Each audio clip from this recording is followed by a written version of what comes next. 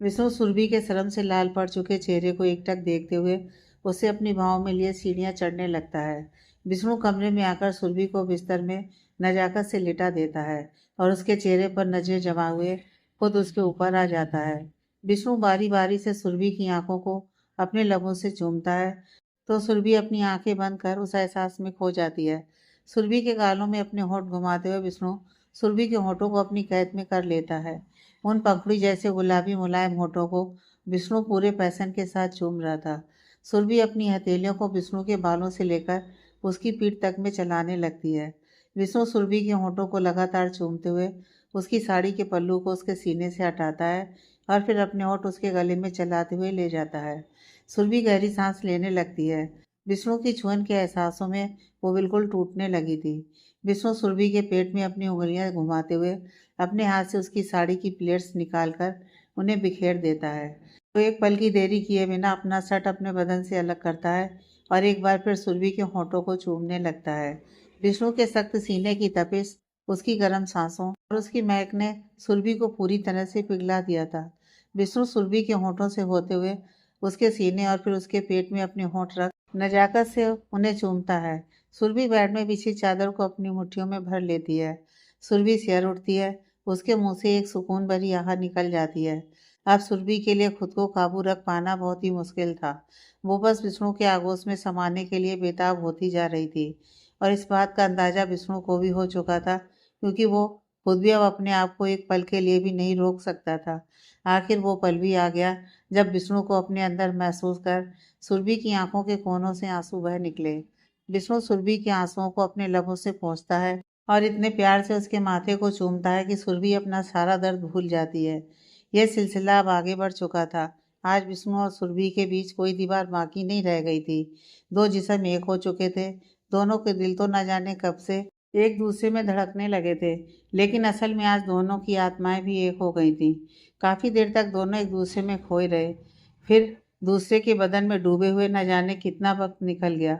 आखिरकार सुरभि की हिम्मत जवाब दे जाती है और वो अपनी अधखुली आंखों से विष्णु की ओर देख कहती है, जान ले लेंगे क्या? अब बस करिए प्लीज। सुरभि की बातों पर विष्णु मुस्कुरा देता है और उसके ऊपर से उठ साइड में लेट जाता है। विष्णु सुरभि को अपने सीने में छुपा लेता है और कहता है, अभी से जान निकल गई तुम्हारी तो पूरी जिंदगी कैसे झेलोगी मेरा प्यार? सुरभि कोई जवाब नहीं देती तो विष्णु उसके चेहरे की ओर देखता है। सुरभि की आंखें बंद थीं। यह देख विष्णु हल्का मुस्कुरा देता है। विष्णु प्यार से सुरभि का माथा चूमता है और उसे अपनी बाहों में जकड़कर अपनी आंखें बंद कर लेता है। सुबह नैना अपने कमरे में खामोश बैठी हुई थी। उसकी आंखों से आंसू बह रहे थे। उसके जहन में कुछ यादें तैर रही थीं। फ्लैशबैक। चेकअप के लिए नैना कल शाम हॉस्पिटल गई थी। रवि भी जबरदस्ती उसके साथ गया था। नैना अपना चेकअप करवाकर डॉक्टर के केबिन से बाहर निकलती है कि उसकी नज़र अपने सामने चीख रहे रेहान पर जाती है। वो चिल्ला चिल्ला कर डॉक्टर्स को बुला रहा था। उसकी बाहों में सौती थी जो कुछ जख्मी नजर आ रही थी। उसके माथे से खून निकल रहा था। तभी दो वार्ड बॉय स्ट्रेचर लेकर आते हैं तो रेहान स्वाति को स्ट्रेचर पर लेटा उसके साथ आगे बढ़ने को होता है कि तभी नैना से रहा नहीं जाता। वो भागकर रेहान के पास आती है और कहती है, क्या हुआ इसे? कैसे चोट लगी? रेहान नैना को कुछ पल हैरानी से देखता है और फिर कहता है, थैंक्स टू यू, क्योंकि इन सब की वजह तुम ही हो। मैंने तुम्हारे साथ जो किया उसकी वजह से तुम्हारा भाई तमतमाया हुआ है। यू नो, उसने मुझे मारने के लिए अपने आदमी भेजे थे। वो मुझ पर हमला कर रहे थे, लेकिन मेरी स्वाति ने अपनी जान की परवाह किए बिना मेरी जान बचाई। उसने मेरे ऊपर होने वाले वार को अपने ऊपर ले लिया। यह सुन नैना शॉक्ड रह गई। वो आगे कुछ ना कह सकी तो रेहान उसकी बाजू पकड़ कहता है, कह देना अपने भाई से अगर मेरी स्वाति को कुछ हुआ तो मैं तुम सबको जान से मार दूंगा। उसे समझाओ कि तुम्हारे साथ जो हुआ उसमें बेवकूफ़ी तुम्हारी थी, मेरी कोई गलती नहीं थी। तो मेरे पीछे ना पड़े, यही उसके लिए बेहतर होगा। रेहान झटके से नैना की बाजू छोड़ता है तो नैना लड़खड़ाकर पीछे हो जाती है। रवि पीछे से आकर उसे अपनी बाजुओं में थाम लेता है और रेहान की तरफ गुस्से से देखने लगता है। रवि नैना को सहारा देते हुए रेहान की ओर बढ़ने लगता है तो नैना रवि की बाजू को अपने दोनों हाथ से पकड़ लेती है। रवि नैना की ओर देखता है तो नैना भरी आंखों लिए अपना सिर नामे हिला देती है। नैना के जज्बातों को समझ रवि अपने गुस्से को काबू करता है और नैना का हाथ पकड़े हुए वहां से निकल जाता है। Flashback and. अचानक नैना को अपने कंधे पर एक हाथ महसूस होता है, तो नैना अपनी यादों से बाहर आ जाती है। वो मुड़कर अपने बगल में बैठे रवि की ओर देखती है, तो रवि अपने चेहरे पर अनजाने भाव लिए नैना की ओर देख रहा था। रवि नैना की आंखों में झांकते हुए कहता है, तुम्हें अभी भी फर्क पड़ता है रेहान के सामने होने से? उसे किसी और के साथ देखकर तुम्हें अभी भी तकलीफ होती है? क्या अभी भी तुम अपनी जिंदगी में उसके लौटने का इंतजार कर रही हो? रवि के सवालों पर नैना खुद को रोक ना सकी। उसकी दर्द उसकी आंखों से बहने लगा। नैना झटके से रवि के सीने में छुप जाती है और बिलक बिलक कर रो पड़ती है। रवि को अंदाजा नहीं था कि हमेशा उससे 4 कदम दूर रहने वाली, उसकी शकल तक को ना बर्दाश्त करने वाली नैना अचानक उसके सीने से लग जाएगी। इसलिए कुछ पलों के लिए वो तो हैरान रह गया, लेकिन नैना का रोना सुन वो अपने सेंस में आते हुए नैना की पीठ में अपने हाथों को रख उसे कसकर अपने सीने से लगा लेता है। नैना से गलती ही ऐसी हुई थी कि उसके पछतावे के लिए भी उसे किसी का कंधा नहीं मिला था।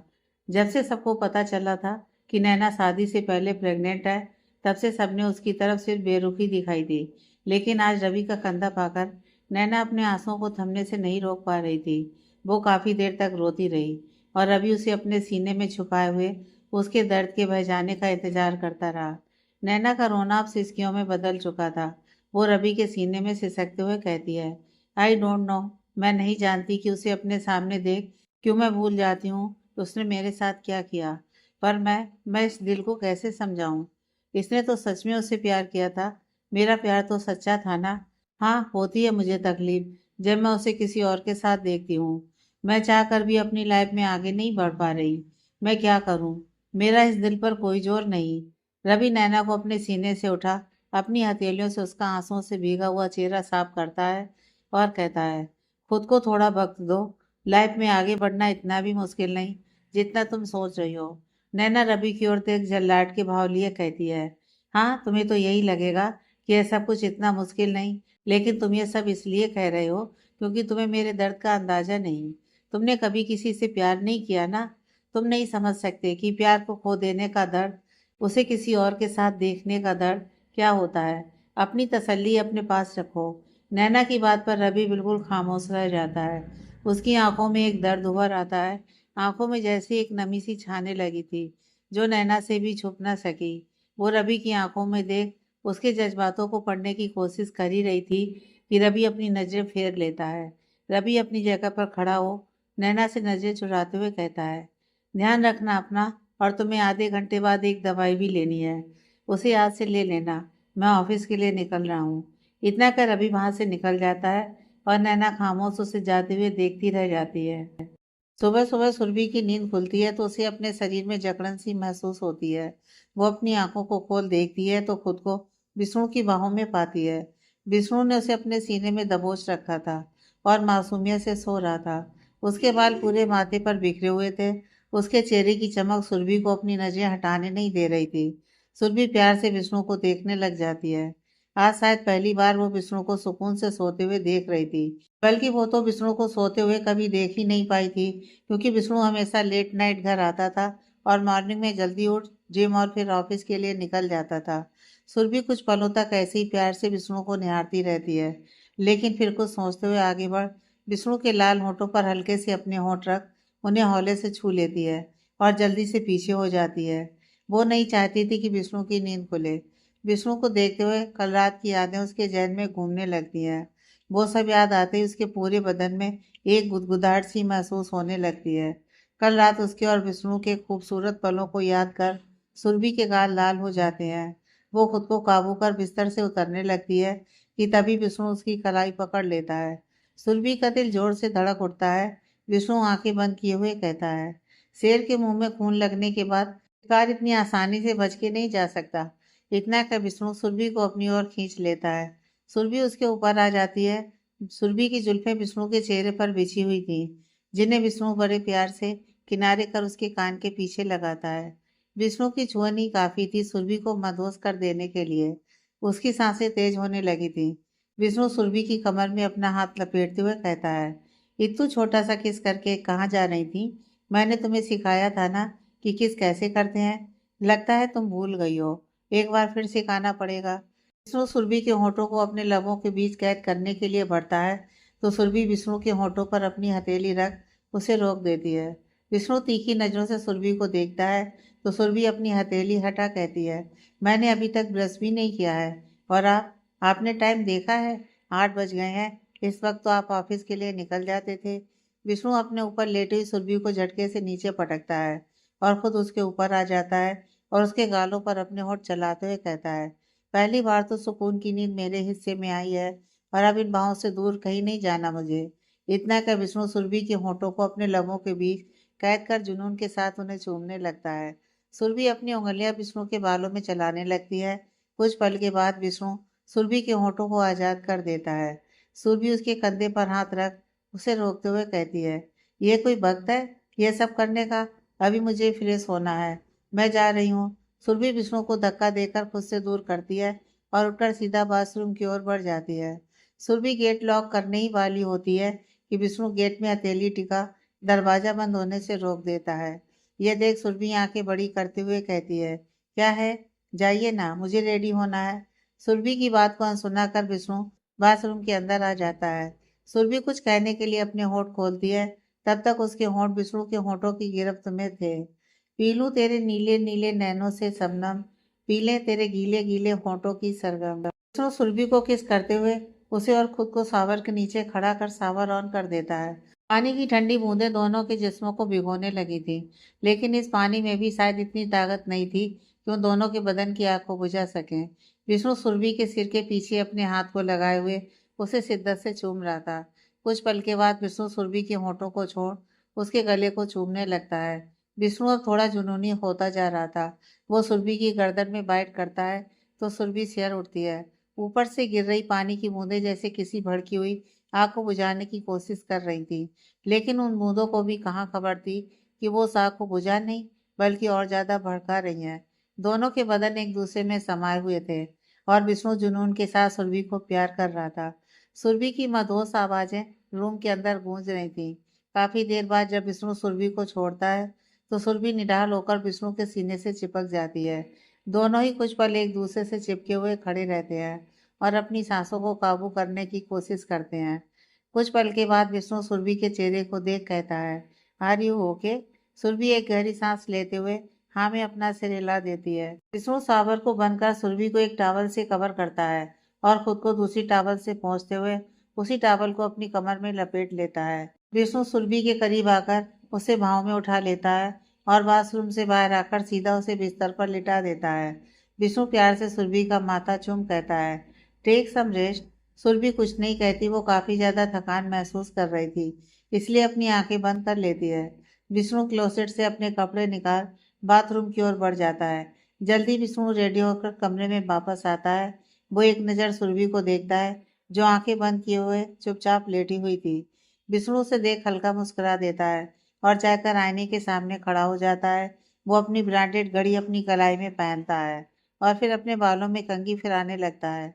अपनी बॉडी में परफ्यूम स्प्रे करते हुए विष्णु एक नज़र खुद को देखता है और फिर अपना ब्लेजर उठाकर तेज कदमों से बाहर निकल जाता है। विष्णु तेज कदमों से सीढ़ियां उतरते हुए नीचे आता है।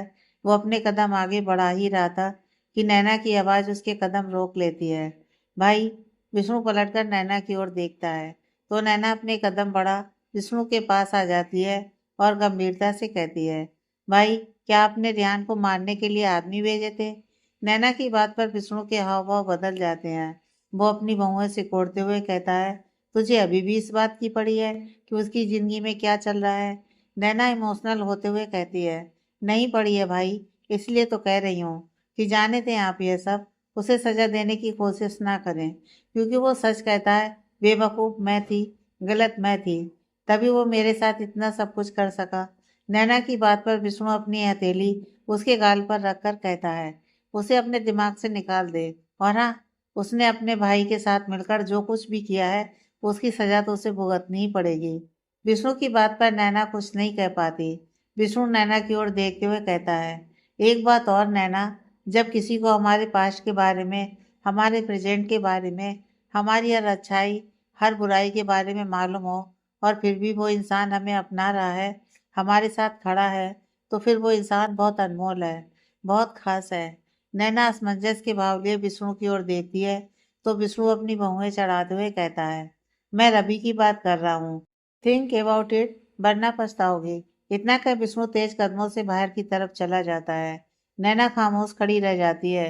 दूसरी ओर हर्ष रीना से मिलने उसके घर जाता है, क्योंकि रीना पिछले कुछ दिनों से ना तो उसे दिखाई दी थी और ना ही उसका फोन उठा रही थी। इतने दिनों से हर्ष इंतजार में था कि किसी दिन रीना उसे याद करेगी, लेकिन रीना तो जैसे गायब ही हो गई थी। अब हर्ष से रहा नहीं गया, इसलिए वो अपने घर में काम करने वाले सर्वेंट की बाइक लेकर रीना से मिलने रीना के घर पहुंच गया था। हर्ष डोरबेल बजाता है और दरवाजे पर इंतजार करता रहता है। तभी मनन गेट खोलता है और हर्ष को नीचे से ऊपर तक देखते हुए कहता है, हु आर यू? हर्ष को झिझकते हुए कहता है, वो मैं रीना का दोस्त हूँ। वो काफी दिनों से ऑफिस नहीं आई, तो मैंने सोचा कि एक बार उसकी तबीयत का पूछ लूं। मनन कुछ पल खामोशी से हर्ष को देखता है और फिर उसे अंदर आने का इशारा करता है। हर्ष मुस्कुराकर अंदर आता है और सोफे पर बैठ जाता है। मनन भी हर्ष के सामने अपने पैर को क्रॉस करते हुए बैठ जाता है और तीखी नजरों से उसे देखकर कहता है, क्या करते हो? वो मैं तो ऐसे ही छोटी मोटी जॉब करता हूँ। हर्ष थोड़ा झिझकते हुए बोला। हर्ष की बात सुन मनन तिरछा मुस्कुराते हुए कहता है, तुम खुद बेवकूफ हो या दूसरों को बेवकूफ समझते हो? यह सुन हर्ष की भौहें सिकुड़ जाती हैं। मनन उसे घूरते हुए कहता है, तुम्हें लगता है कि मैं तुम्हें नहीं पहचानता? कल रात तुम्हारा यूरेका ग्राउंड में कॉन्सर्ट चल रहा था ना? मनन की बात पर हर्ष थोड़ा सड़पका जाता है। वो कोई उत्तर देता उसके पहले ही मनन कड़क आवाज में कहता है, मैं भी था उस कॉन्सर्ट में, और तुम्हें क्या लगता है मैं अपनी बहन पर ध्यान नहीं दूंगा? वो किससे मिल रही है, किससे दोस्ती कर रही है, कौन वह रुपया बनकर उसकी मासूमियत के साथ खेल खेलने की कोशिश कर रहा है, मैं इस बात का पता नहीं लगाऊंगा?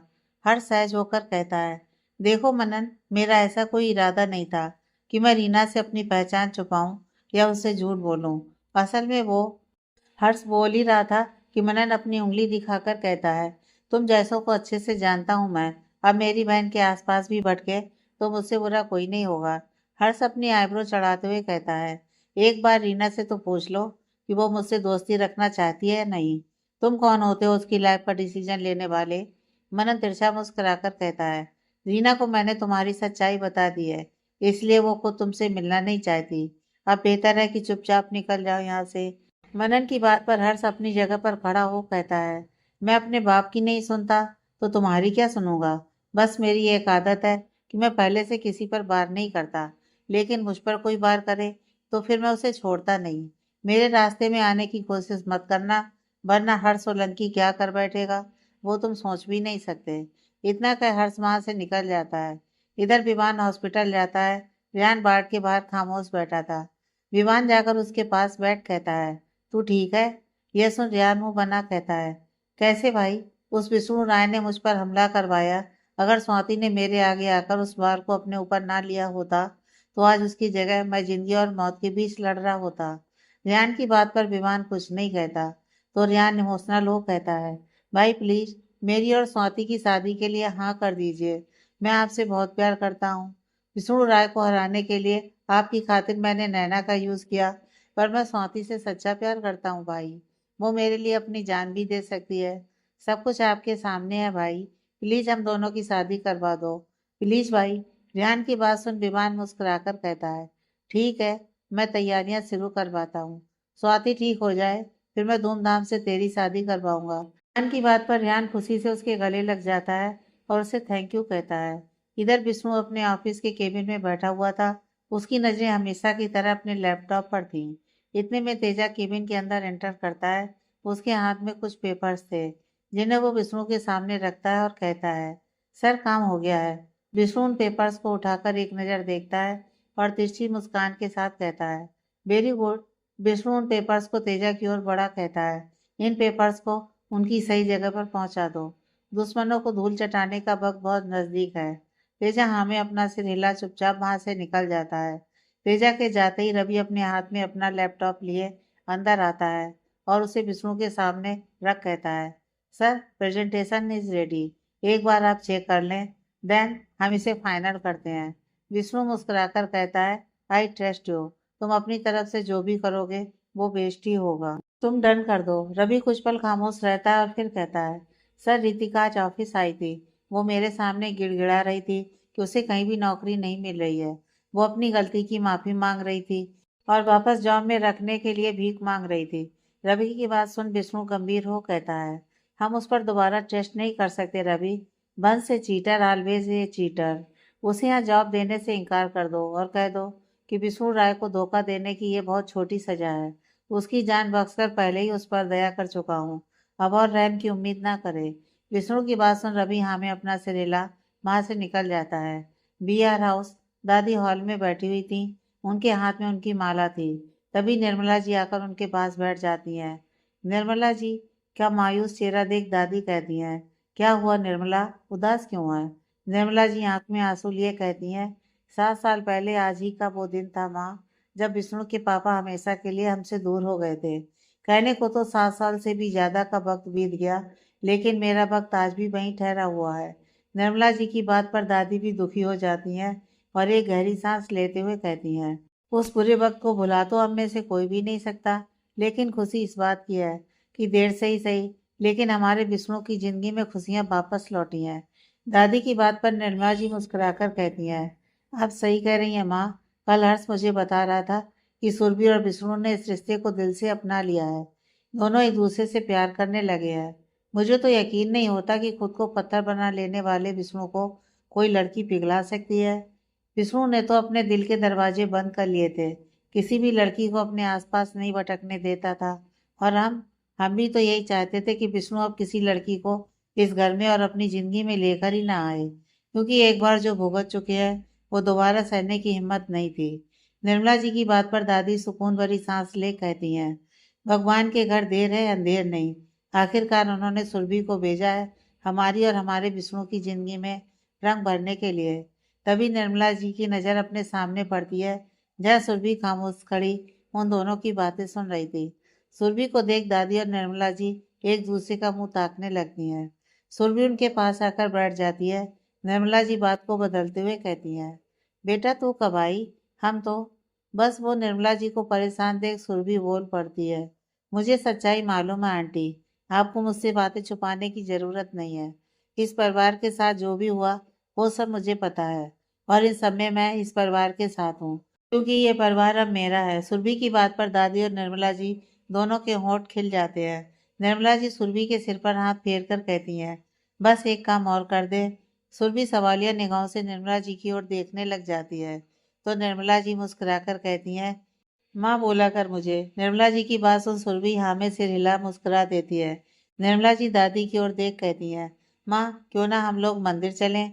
आज के दिन विष्णु के पापा के नाम पर गरीबों में कुछ दान पुण्य कर देते हैं। दादी अपनी सहमति जताते हुए कहती हैं, ठीक है चलते हैं। विष्णु को खबर कर देना कि हम मंदिर गए हैं, वरना नाराज हो जाएगा कि उसे बिना बताए हम घर से बाहर निकल गए। सुरभि बेटा उसे फोन करके बता दे और जल्दी से बाहर आ, हम बाहर तेरा इंतजार कर रहे हैं। दादी की बात पर सुरभि हाँ में अपना सिर हिला देती है। दादी और निर्मला जी बाहर जाते हैं तो सुरभि जल्दी से विष्णु का नंबर डायल करती है। विष्णु जो अपनी मीटिंग में बिजी था, वो अपने मोबाइल पर सुरभि का नाम फ्लैश होता देख मुस्कुरा देता है, लेकिन मीटिंग के बीच में फोन ना उठाते हुए विष्णु कॉल कट कर देता है।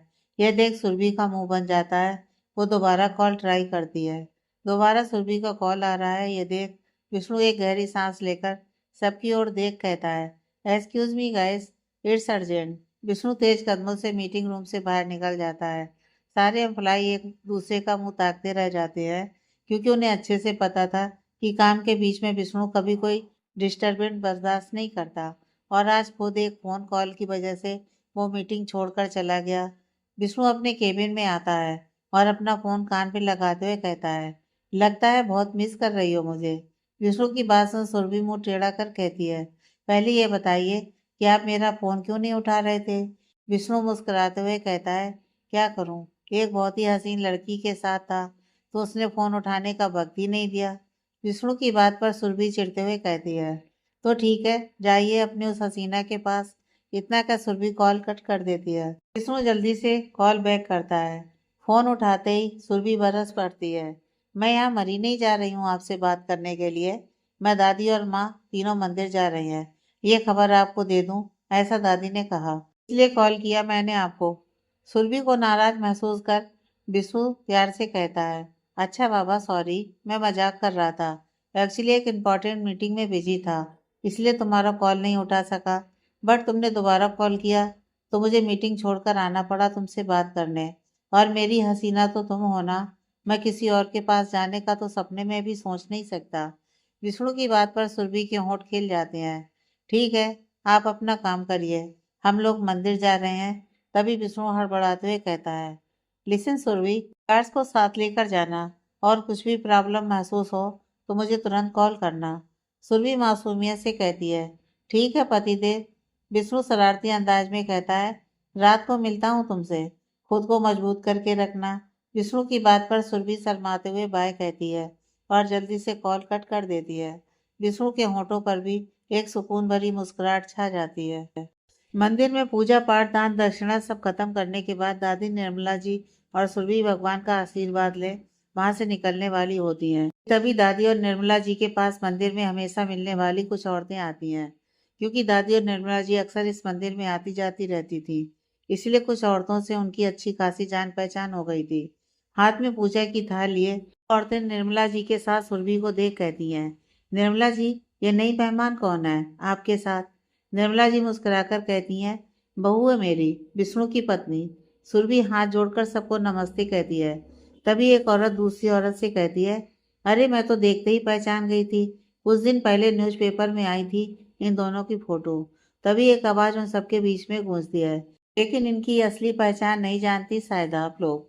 सब मुड़कर पीछे की ओर देखते हैं तो कावेरी जी अपनी आंखों में नफरत समेटे अपने कदम बड़ा आगे आती हैं। कावेरी जी को देख निर्मला और दादी कुछ घबरा जाती हैं। तो वहीं सुरभि को याद आता है कि ये वही औरत है जिसने एक बार सुरभि से मिलकर उसे ये बताया था कि विष्णु ने उसकी बेटी का मर्डर किया था। सुरभि समझ चुकी थी ये आकृति की माँ है। सुरभि के साथ आए गार्ड जब कावेरी जी को देखते हैं तो उन्हें रोकने के लिए आगे बढ़ते हैं, लेकिन सुरभि उनकी ओर देख उन्हें हाथ दिखा रुकने का इशारा करती है। कावेरी जी उन औरतों की तरफ देख कहती है, क्या आप लोगों को पता है कि इनके दो चेहरे हैं? एक वो जो ये दुनिया को दिखाते हैं, और दूसरा वो जो ये दुनिया से छिपा कर रखते हैं। वो औरतें असमंजस के भाव लिए कावेरी को तो कभी निर्मला जी और दादी को देख रही थी। कावेरी दांत पीसते हुए कहती है, असल में ये परिवार खूनी है। इन लोगों ने पैसों के लालच में मेरी बेटी का मर्डर किया था, और आज इनके पास पैसा आ गया तो ये शरीफ बनकर घूम रहे हैं। बस। सुरभि की कड़क आवाज से कावेरी जी शांत होकर उसकी ओर देखने लग जाती है। सुरभि एक एटीट्यूड भरी मुस्कान अपने होठों पर ला कहती है, क्या आप इस परिवार की सच्चाई बताएंगी? मैं सबको सच्चाई बताती हूँ। आप लोगों ने सुना होगा कि औलाद बुरी हो सकती है लेकिन माता पिता कभी को माता नहीं हो सकते। लेकिन इसका एक बात हमारे सामने है। ये मिसेज कावेरी मेहरा इस बात को साबित करती हैं कि माँ भी बुरी हो सकती है। इनकी बेटी किसी से प्यार करती थी, लेकिन इन्होंने और इनके पति ने अपने स्वार्थ के लिए उसे डरा धमकाकर जबरदस्ती किसी और से उसकी शादी करवा दी।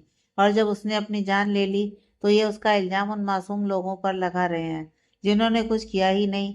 असल में ये जानती हैं कि इनकी बेटी इनकी वजह से ही मरी है, और अब ये वो इल्जाम दूसरों पर डाल खुद को इस गुनाह से बचाना चाहती हैं। लेकिन ऊपर वाले के पास तो सबका हिसाब है, उससे कैसे बचेंगी मिस कावेरी मेहरा? सुरभि की बात सुन सारी औरतें कावेरी जी को अजीब नजरों से देखने लगती हैं। अपनी बात को पलटते देख कावेरी जी गुस्से में सुरभि को घूरते हुए कहती है, गुनाहगारों पर भरोसा कर रही हो, भुगतोगी जब ये तुम्हारी भी जान ले लेंगे। सुरभि तीखी नजरों से कावेरी जी को देख कहती है, मेरी चिंता ना करें मिसेज मेहरा, मैं अपने पति को भी अच्छे से जान चुकी हूँ और इस परिवार को भी। अब आइंदा आप मेरे परिवार के सामने आई या उन्हें परेशान करने की कोशिश की तो आप नहीं जानती कि आपके साथ क्या होगा। कावेरी जी गुस्से में मुड़कर जाने लगती हैं तो सुरभि तेज आवाज में कहती है, एक बात तो इनके बारे में बताना भूल ही गई आप सबको। मिसेज कावेरी मेहरा उन लोगों में से हैं जो अपनी बेटी की मौत बर्दाश्त कर सकते हैं, लेकिन अपनी बेटी की शादी उसके प्यार से करवाना इन्हें मंजूर नहीं। कावेरी सुरभि को खा जाने वाली नजरों से घूरती है तो सुरभि तिरछा मुस्कुराते हुए कहती है, आपकी बेटी का मर्डर आपने और आपके पति ने किया है मिसेज मेहरा, खुद को सजा दें, बेगुनाहों को नहीं। सुरभि की बात पर कावेरी जी अपनी हार महसूस करती हैं और दांत पीसते हुए कहती हैं, देख लूंगी। इतना कि कावेरी जी वहां से चुपचाप निकल जाती हैं। वो औरतें भी वहां से मंदिर के अंदर चली जाती हैं। निर्मला जी सुरभि के सिर पर हाथ रख कहती हैं, थैंक यू बेटा, न जाने क्यों बेगुनाह होकर भी कावेरी को कभी जवाब नहीं दे पाए, पर आज तूने उसे उसकी असलियत दिखा दी। सुरभि निर्मला जी के आंसुओं को देख कहती है, जब आपने और इस परिवार ने कुछ गलत किया ही नहीं तो डर किस बात का? जो गलत है सजा उन्हें मिलनी चाहिए, आप लोगों को नहीं। दादी मुस्कुराकर कहती हैं, तू सही कह रही है बेटा, आज तेरी बातें सुनकर शायद ही कावेरी दोबारा हमारे सामने आने की हिम्मत करे। अब चलो घर चलते हैं, बहुत देर हो गई। दादी की बात सुन तीनों वहां से निकल जाते हैं। इधर विष्णु ऑफिस से बाहर निकलता है, तभी उसकी नज़र उसके ठीक सामने खड़े विवान पर जाती है, जो अपनी चमचमाती हुई कार में टिक कर खड़ा था और सिर टेढ़ा करके विष्णु को घूर रहा था। विवान को देख विष्णु एटीट्यूड के साथ उसके पास आता है और अपनी पैंट की जेब में हाथ डालते हुए कहता है, लगता है तुम भी त्रिपाठी इंडस्ट्रीज का हिस्सा बनना चाहते हो। तुम्हारे लायक एक पोस्ट खाली है मेरे ऑफिस में, लेकिन आई एम सॉरी, बिना इंटरव्यू के मैं किसी को जॉब नहीं देता। तो अब तो इंटरव्यू का टाइम ओवर हो चुका है, तुम कल आना। विष्णु की बात से विवान को इंसल्ट फील होती है। वो चिढ़ते हुए कहता है कि भीख तो तुम मांगोगे विवान सिंघानिया से, जब मैं तुम्हारा सारा बिजनेस एम्पायर मिट्टी में मिला लूंगा। खैर 3 दिन बाद मेरे भाई की शादी है, सोचा था घर आकर तुम्हें और तुम्हारे परिवार को इनवाइट करूंगा, लेकिन फिर मैंने सोचा कि तुम्हारी बहन को बुरा लगेगा अगर मैं रेहान की शादी का इनविटेशन वहाँ देने आया तो, इसलिए मैंने सोचा यहीं आकर तुम्हें इनवाइट कर दूं। विवान की बात पर विष्णु खामोश रह जाता है। वो बस अपनी हथेलियों को कसकर बंद करते हुए अपने गुस्से को काबू करने की कोशिश करने लगता है। विवान तिरछा मुस्कुराकर कहता है, सिंगानिया हाउस में शादी है, तुम्हें जरूर आना है अपने परिवार के साथ, खासकर अपनी बहन को जरूर लाना। विष्णु की आंखें लाल हो चुकी थीं, लेकिन फिर भी वो अपने गुस्से को रोक कर खड़ा था। विवान विष्णु की बेबसी को समझते हुए मजे लेकर कहता है, दोस्ती न सही दुश्मनी निभाने जरूर आना। विवान की बात सुन विष्णु दांत पीसते हुए कहता है, आऊँगा, जरूर आऊँगा। तुम भी देखोगे कि विष्णु राय त्रिपाठी अपनी दुश्मनी कितनी शिद्दत से निभाता है। विवान तिरछी मुस्कान लिए अपनी कार में बैठ वहां से निकल जाता है। विष्णु भी सीधा घर के लिए निकलता है। BR house. सुरभि, नैना, दादी, निर्मला जी और विष्णु पूरा परिवार इकट्ठे डाइनिंग टेबल पर बैठा डिनर कर रहा था। सुरभि ने आज सबके लिए उनकी पसंद का खाना बनाया था। नैना चटकारे लेते हुए कहती है, वाह भाभी, कुकिंग में तो बहुत एक्सपर्ट हो आप, सच्ची बहुत ही टेस्टी खाना बनाया है। नैना के मुंह से तारीफ सुन सुरभि मुस्कुराकर थैंक यू कहती है। तभी दादी मुस्कुराकर कहती हैं, वो हर काम में एक्सपर्ट है। जो लड़की हमारे विष्णु के पत्थर दिल को पिघला गई, वो तो मानो कुछ भी कर सकती है। दादी की बात सुन नैना मुंह दबा हंसने लगती है, तो विष्णु से घूरते हुए कहता है, तुझे बड़ी हंसी आ रही है, वैसे रवि कहाँ है? रवि का जिक्र सुनते ही नैना की मुस्कान बुझ गई। वो टेढ़ा मुंह करते हुए कहती है, आई डोंट नो। विष्णु से आंख दिखाते हुए कहता है, तो फोन करके पूछ कि वो है कहाँ।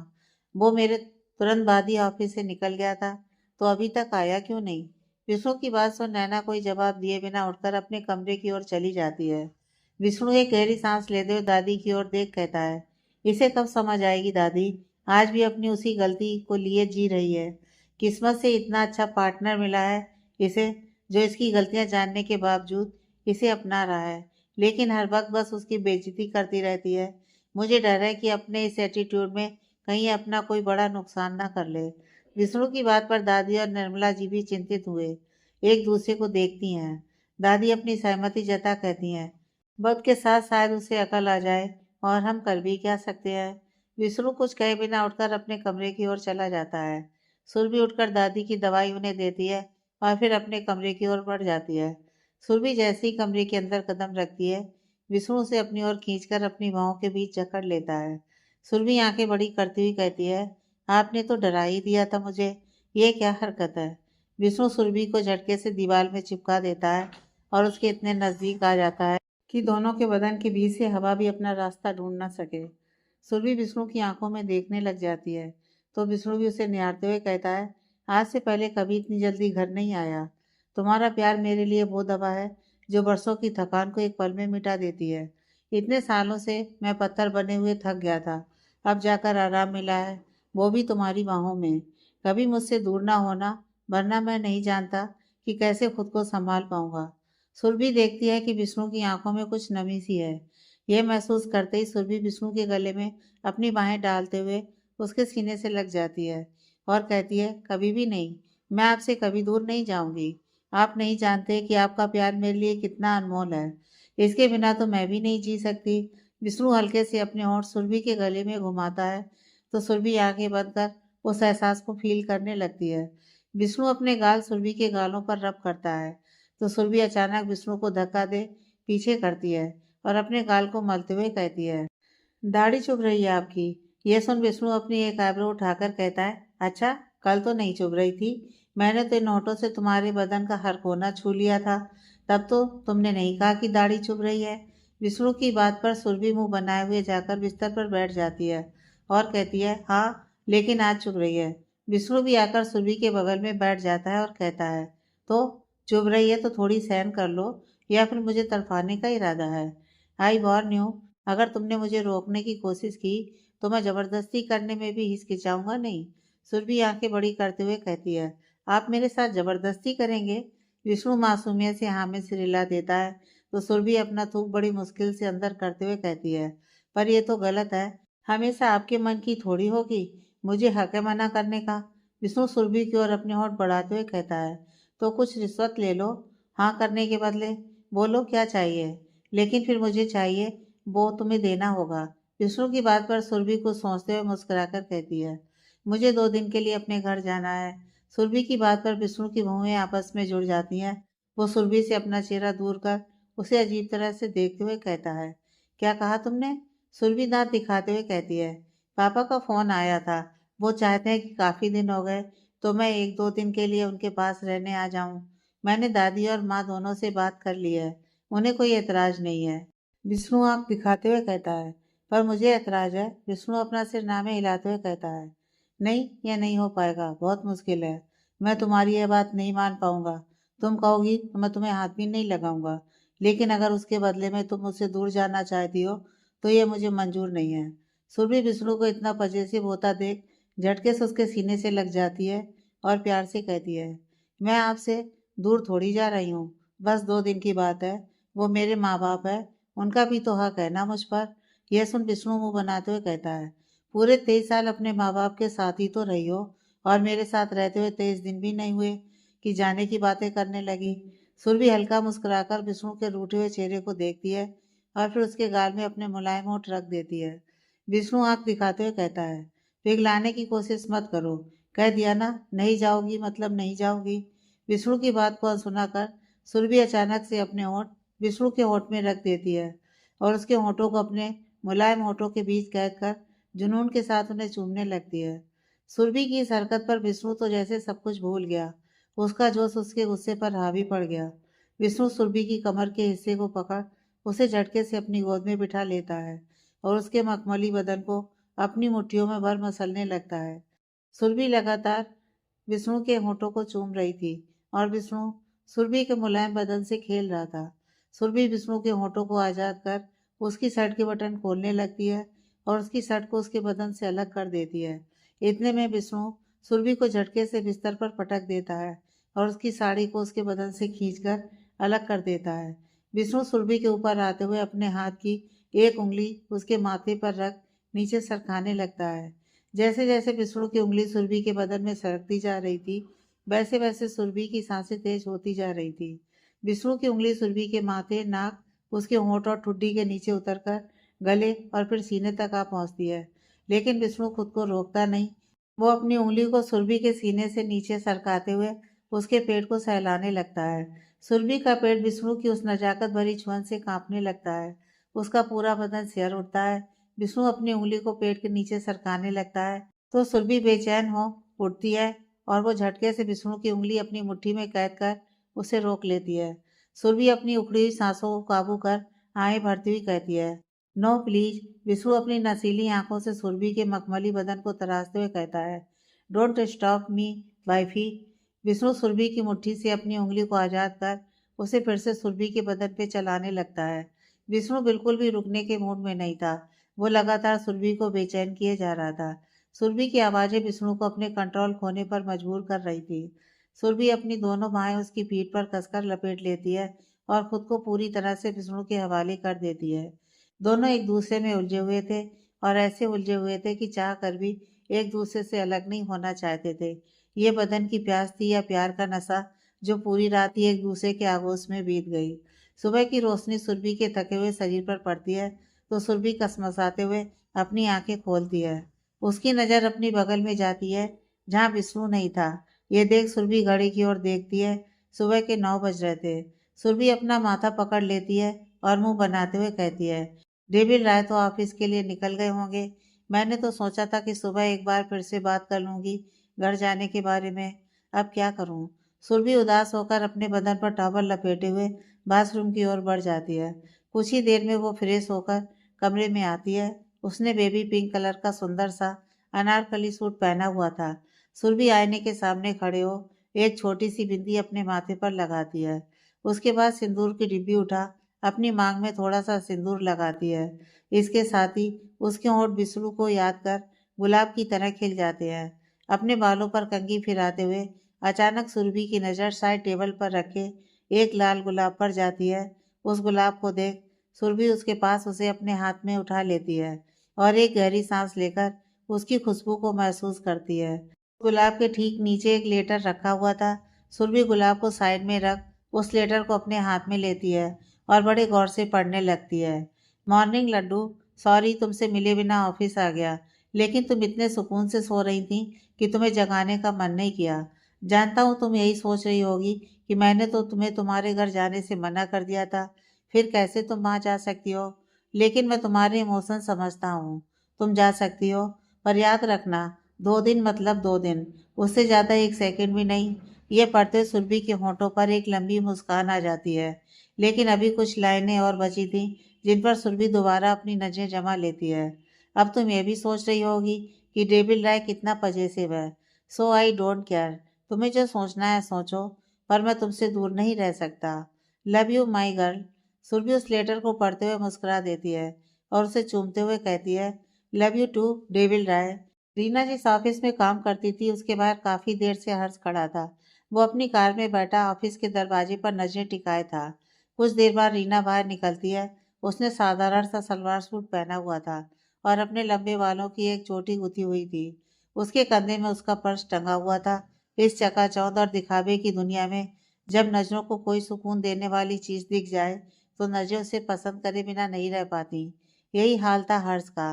वो जिस फील्ड से था उसकी काफ़ी लड़कियों से दोस्ती थी, लेकिन रीना की सादगी उसे जितना अट्रैक्ट कर रही थी उतना कोई ग्लैमरस लड़की भी नहीं कर पाई थी। हर्ष तुरंत अपनी कार से उतरता है और रीना के पीछे जाते हुए उसे आवाज़ देता है, रीना स्टॉप प्लीज, रुको यार। रीना जानती थी कि हर्ष उसके पीछे आ रहा है, लेकिन फिर भी वो उसकी आवाज़ को इग्नोर कर आगे बढ़ती जा रही थी। अचानक हर्ष रीना की बाँह पकड़ लेता है और उसके सामने आकर कहता है, तुम्हें सुनाई नहीं दे रहा? मैं कब से तुम्हें आवाज़ दे रहा हूँ। रीना अपनी बाजू छोड़ा कहती है, और तुम्हें समझ नहीं आ रहा कि अगर मैं तुम्हें इग्नोर कर रही हूँ दैट मीन्स कि मैं तुमसे कोई बात नहीं करना चाहती। हर्ष चारों ओर देख कहता है, बस 2 मिनट मेरे साथ आओ, मुझे तुमसे बात करनी है। रीना ज़बरदस्ती मुस्कुराते हुए कहती है, कोई ज़रूरत नहीं है, तुम क्या बात करना चाहते हो वो मैं अच्छे से जानती हूँ। Now listen to me. तुमने मुझसे झूठ कहा कि तुम बिहार हाउस में महज एक नौकर हो। तुम गरीब हो, लेकिन तुम्हारी असलियत यह थी कि तुम एक अमीर बाप की औलाद हो। त्रिपाठी से तुम्हारा फैमिली वाला रिश्ता है। तुम मेरे सामने अपने गरीब होने का नाटक करके पहले मेरे दिल में अपनी जगह बनाना चाहते थे, और फिर वही जो हर लड़का चाहता है तुम भी वही चाहते थे। रीना अपनी उंगली दिखा कहती है, मैं बेवकूफ़ नहीं हूँ मिस्टर रॉकस्टार, मैं किसी को मेरा यूज़ नहीं करने दूंगी। तो जो थोड़ी बहुत दोस्ती शुरू हुई थी हमारे बीच वो यहीं ख़त्म। इतना कह रीना वहाँ से चली जाती है। वो हर्ष को कुछ बोलने का मौका तक नहीं देती और हर्ष अपने गुस्से को काबू किए हुए चुपचाप आकर अपनी कार में बैठ जाता है और वहाँ से निकल जाता है। इधर विष्णु ऑफिस से घर आ चुका था। वो अपने कमरे का दरवाज़ा खोल अंदर आता है तो उस कमरे में एक अजीब सा खालीपन था। जहाँ हर रोज़ सुरभि की चूड़ियाँ और उसकी पायल शोर करते रहते थे, आज वहाँ बिल्कुल खामोशी छाई थी। ये सन्नाटा, ये खामोशी, ये खालीपन विष्णु को बहुत खल रहा था। वो अपने कदम बड़ा आगे आता है और फ्रेश होने के लिए बाथरूम की तरफ बढ़ जाता है। नीचे डाइनिंग टेबल पर नैना, दादी और निर्मला जी खाने पर बैठी थी। तभी उनकी नज़र रवि पर पड़ती है जो बाहर से अंदर की तरफ आ रहा था। उसे देख दादी कहती हैं, रवि बेटा फ्रेश होकर आओ और हमारे साथ खाना खाओ। विष्णु भी बस आ ही रहा है रवि कुछ हिचकिचाहट के भाव लिए कहता है, दादी मैं बाहर से खाकर आया हूँ, आप लोग प्लीज खाइए। रवि की बात सुन दादी कड़क आवाज में कहती हैं, जिस दिन से तू इस घर पर रुका है बाहर ही खा रहा है। मैं कुछ नहीं जानती, अगर तू खाकर भी आया है तब भी तुझे यहाँ बैठकर खाना खाना होगा। दादी की बात पर रवि कोई बहस न करते हुए हाँ में अपना सिर हिला कहता है, ठीक है मैं बस अभी आया। रवि एक नज़र नैना की ओर देखता है जो उसे ही घूर रही थी। रवि नैना से अपनी नजरें हटा कमरे की ओर चला जाता है। जल्दी रवि वापस आता है और नैना की बगल की चेयर पर बैठ जाता है। यह देख नैना मुंह बना लेती है। निर्मला जी सबकी प्लेट में अपने हाथों से खाना परोसने लगती हैं। हालांकि आसपास सर्वेंट मौजूद थे, लेकिन निर्मला जी फिर भी ये काम खुद ही कर रही थी। विष्णु सीढ़ियां उतरते हुए नीचे आता है। वो डाइनिंग के पास आता है तो रवि अपनी जगह से उठने लगता है। ये देख विष्णु उसे रोक देता है। उसे बैठने का इशारा करते हुए कहता है, इन सब की जरूरत नहीं है रवि, तुम मेरे बगल में और मेरे बराबर में बैठने का पूरा हक रखते हो। विष्णु की बात पर रवि बस हल्का सा मुस्कुरा देता है तो वही नैना का मुंह बन जाता है। सब खाना खाने लगते हैं। कुछ ही देर में सबका खाना खत्म हो जाता है। विष्णु अपनी जगह से उठ अपने कमरे की ओर बढ़ता है तो नैना उसे पीछे से आवाज देती है, भाई। विष्णु रुककर नैना की ओर देख कहता है, हाँ बोल। नैना अपनी मुट्ठी खोल उसे आगे करते हुए विष्णु के सामने करती है। उसकी मुट्ठी में एक मैंस बाज थी। विष्णु असमंजस के भाव लिए नैना को देखता है तो नैना तिरछा मुस्कुराते हुए कहती है, आपको याद नहीं होगा भाई, लेकिन ये आपकी वही लग्जरी वॉच है जो कुछ दिन पहले गुम हो गई थी। यू नो मुझे ये वॉच कहाँ से मिली। इतना कह नैना रवि की ओर देखने लगती है। रवि भी कुछ ना समझ पाने वाले भाव लिए नैना की ओर देख रहा था तो वही दादी और निर्मला जी भी नैना की बातों को समझने के प्रयास में थी। नैना रवि की ओर देख कहती है, यह वॉच मुझे रवि के कपड़ों में से मिली। यह सुन विष्णु एक नज़र रवि की ओर देखता है तो वहीं रवि भी अनजाने भाव लिए विष्णु की ओर देखने लग जाता है। नैना वो घड़ी लिए और रवि के पास आकर कहती है, अगर तुम्हें यह घड़ी पसंद थी तो मांग लेते भाई से, चोरी करने की क्या जरूरत थी।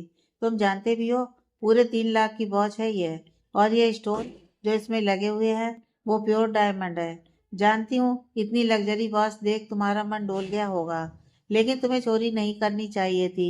नैना बोले जा रही थी और रवि के साथ साथ बाकी सभी खामोशी से नैना को सुन रहे थे। लेकिन विष्णु का गुस्सा अब अनकंट्रोल हो चुका था। वो चिल्लाकर कहता है, शट अप नैना। विष्णु की आवाज इतनी कड़क थी कि डर के मारे नैना के कंधे उचक गए।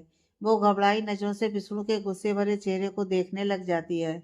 विष्णु दांत पीसते हुए कहता है, मेरी ये वॉच ऑफिस में कहीं रह गई थी और अभी इसे ढूंढ कर लाया था, तो मैंने इसे कहा था कि ये वॉच अपने पास रखे। बिना जाने बूझे कुछ भी बकवास करने लगती हो। विष्णु की बात पर नैना शॉक्ड रह जाती है। उसकी नजरें नीचे झुक जाती हैं। तभी विष्णु उसे घूरते हुए कहता है, उस रेहान ने दिल के साथ साथ तुम्हारे दिमाग का भी यूज कर लिया था क्या। क्योंकि आजकल जिस तरीके का बिहेव तुम कर रही हो, लगता नहीं है कि तुम्हारे पास थोड़ा सा भी दिमाग बाकी रह गया है। नैना एक नज़र रवि की ओर देखती है जो नैना की इतनी बातों को सुनने के बाद भी बिल्कुल सहज खड़ा था। नैना उसे नजरें हटा विष्णु की ओर देख कहती है, आप इस पर जो अंधा विश्वास कर रहे हैं ना भाई, एक दिन पछताएंगे। इसने मुझसे शादी अपने किसी मकसद के लिए की है, और जब तक आपको यह बात पता लगेगी तब तक बहुत देर हो चुकी होगी। नैना के इतना कहते ही विष्णु से आंख दिखाते हुए कहता है, अपने पति को सॉरी कहो। नैना रवि की ओर घूरते हुए कहती है, नेवर। यह सुन विष्णु दांत पीसते हुए नैना की ओर बढ़ता है, लेकिन इससे पहले कि वो नैना के करीब आता, रवि विष्णु और नैना के बीच आकर खड़ा हो जाता है। विष्णु अपनी जगह पर रुक जाता है तो रवि सहजता से कहता है, जाने दीजिए ना सर, उसे बस गलतफहमी हो गई है। उसका ऐसा कोई इरादा नहीं था। जब उसे अपनी गलती का एहसास होगा वो सॉरी जरूर कहेगी। रवि की बात पर विष्णु एक नज़र नैना की ओर देखता है और उसे तीखी नजरों से घूरते हुए कहता है, तू ऐसी तो नहीं थी नैना जैसी पिछले कुछ दिनों से हो गई है। क्या अपने परिवार के संस्कार भी भूल गई है, जो हर वक्त बदतमीजी करने का भूत सवार रहता है। सुधर जा इडियट। इतना क्या विष्णु तेज कदमों से अपने कमरे की ओर चला जाता है। दादी और निर्मला जी भी अपनी तीखी नजरों से नैना को घूरते हुए अपने कमरे की ओर जा चुकी थी, लेकिन रवि अभी भी नैना को देख रहा था। रवि की नजरों में एक अजीब सा भाव था जिसे नैना चाह कर भी समझ नहीं पा रही थी। क्या वो दर्द था, या गुस्सा, या फिर शायद नाराजगी, या फिर नफरत। नैना को रवि की आंखों में बसे वो भाव समझ नहीं आ रहे थे। वो अपनी नज़र झुकाते हुए दौड़कर अपने कमरे की ओर चली जाती है। रवि कुछ पल खामोश रहता है और फिर एक गहरी सांस लेते हुए घर से बाहर की ओर चला जाता है। विष्णु अपने बिस्तर में लेटा हुआ था। वो इधर से उधर करवट ले रहा था, लेकिन नींद उसकी आंखों से कोसों दूर थी। विष्णु की आंखों में रह रहकर सुरभि का चेहरा घूम रहा था। उसकी कजरारी आंखें, उसके पंखुड़ी जैसे मुलायम होठ, चांद सा चमकता हुआ चेहरा बार बार विष्णु के जहन में तस्वीर बनकर तैर रहे थे। विष्णु को सुरभि की ऐसी तलब लग रही थी कि वो खुद को काबू नहीं कर पा रहा था। वो अपना मोबाइल उठा टाइम देखता है। रात के 1 बज रहे थे। विष्णु सुरभि का नंबर डायल करता है, लेकिन फिर जल्दी से कट कर देता है। वो खुद से ही कहता है, सो रही होगी घोड़े बेचकर। अगर उसे मेरी बेचैनी का एहसास होता तो मुझे छोड़कर जाती ही नहीं। विष्णु जैसे अपनी बातों में नाराजगी जता रहा था। वो मोबाइल को साइड में रख अपनी आंखें बंद कर सोने की कोशिश करने लगता है, लेकिन सुरभि जैसे अपने साथ विष्णु की नींद, उसका सुकून, उसकी खुशी सब कुछ लेकर जा चुकी थी। विष्णु झटके से उठता है और ड्रॉर से सिगरेट का पैकेट निकाल अपने होठ में दबाता है, तो वहीं लाइटर निकाल अपनी सिगरेट को सुलगाते हुए बालकनी में आ जाता है और लंबे लंबे कस भरने लगता है। अगली सुबह विष्णु ऑफिस पहुंच चुका था। वो अपने केबिन में बैठा हुआ लैपटॉप में अपनी नजर जमाए काम में बिजी था। इतने में रवि केबिन के अंदर आता है और अपने हाथ में ली हुई फाइल को विष्णु के सामने रख कहता है, सर, यह हमारे न्यू प्रोजेक्ट की डिटेल फाइल है, एक बार आप देख लें। विष्णु रवि की ओर देख कहता है, तुम कल रात घर पर नहीं थे? विष्णु का सवाल सुन रवि हिचकिचाते हुए कहता है, सर, एक्चुअली आज गांव से माँ बाप आने वाले थे, तो मैं नहीं चाहता था कि उन्हें मालूम पड़े कि मैं वीआर हाउस में रहता हूँ। सबसे बड़ी बात यह कि उन्हें मेरे और नैना के इश्यूज के बारे में ना खबर हो, बस इसलिए मैं घर चला गया था। एंड वो नैना के बारे में पूछ रहे थे, तो मैंने अभी उन्हें यही कहा कि नैना कुछ दिनों के लिए अपने घर गई है। अब देखते हैं आगे क्या होता है। रवि की बात सुन विष्णु एक गहरी सांस लेते हुए कहता है, तुम चाहो तो नैना को अपने घर लेकर जा सकते हो। तुम्हारे माँ बाप आए हुए हैं, ऐसे में नैना के वहां न रहने से कहीं उनके इमोशन हर्ट ना हो। रवि एक फीकी मुस्कान लिए कहता है, डोंट वरी सर, मैं संभाल लूंगा। विष्णु हाँ में अपना सिर हिलाते हुए फाइल को चेक करने लगता है। इधर सुरभि अपने कमरे में उदास सी बैठी हुई थी। उसे विष्णु की बहुत याद सता रही थी। उसने यहाँ आने से पहले रियलाइज ही नहीं किया था कि विष्णु के बिना उसका एक दिन भी कटना मुश्किल हो जाएगा। वो खिड़की के पास बैठी बाहर के नज़ारे को देखते हुए खुद से कहती है, what's wrong with you Surabhi? जिस घर में बचपन से लेकर आज तक रही, जिस घर में 23 साल निकाल दिए, उसी घर में आज तेरा मन नहीं लग रहा? तू तो हमेशा यही सोचती थी, न जाने कैसे अपना यह घर छोड़ पाएगी शादी के बाद। लेकिन आज देख, डेविड राय के प्यार में दुनिया भी छोड़नी पड़े तो तू इनकार नहीं करेगी। ये सब सोचते हुए सुरभि के होंठ खिल जाते हैं। वो मुस्कुराकर कहती है, be ready for surprise David Rai. आगे की कहानी नेक्स्ट पार्ट में।